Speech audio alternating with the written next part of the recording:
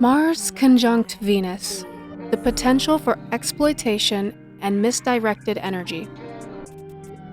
This kindred soul aspect gets a lot of press for how nice it feels to both parties, and how binding it can be. What I want to go over today are some of the more negatives that this conjunction could indicate. I'll discuss a few things here. 1. I want to talk about the similarities and differences between these energies, and I want to paint a picture of how they merge and work together.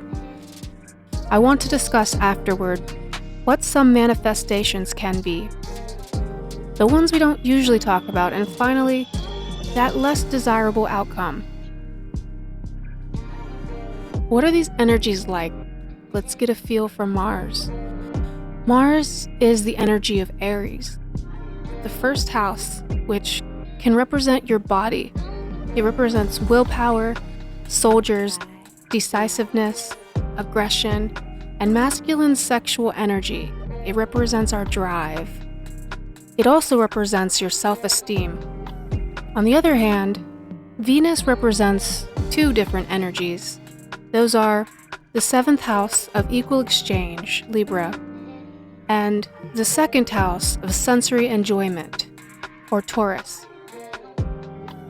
That's the biggest similarity between Mars and Venus. They can both be about the body. They can both be about possessions, and they can both be about sex. Pretty much everyone agrees that the benefits of this conjunction outweigh the negatives.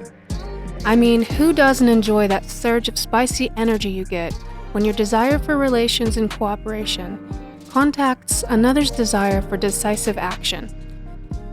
This conjunction is intense, even for platonic friends. But the differences between these two are what I want to discuss.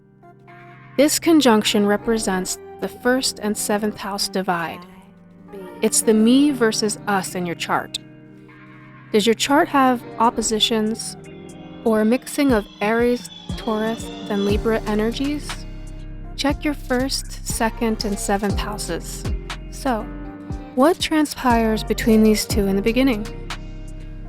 Well, when Venus tries to make a request to connect relationally, Mars, being impulsive and somewhat headless, sees this request as a request for action. Mars falls into Venus's relational request and acts instead of connecting. He doesn't really think that much about it. What he sees is that Venus is returning his energy with pleasure and enjoyment. Next, often, you'll see the Venus energy getting somewhat confused. As pleasurable as this Aries energy is, it's not actually what she asked for. He or she intended to ask for relational intimacy. It was a bid for connection. What Venus gets doesn't necessarily displease them, though. From Mars' perspective here, it means go, go, go, full force. Venus's pleasing feelings transfer onto Mars, and Mars's energy transfers onto Venus. Think of it like a transit. All synastry aspects can be thought of like permanent transits. As motivating and as passionate as this contact is, let's just take a step back. Let's talk about the potential negative experiences you can actually see here. Because Mars takes and Venus gives, you could actually see a potential for exploitation. Mars could use Venus's resources. Mars could control Venus's resources and use them however they want. Because of the differences in these energies, Mars misunderstands Venus's intent. They very likely think that Venus's intent was for Mars to control, take, and consume these energies how he sees fit.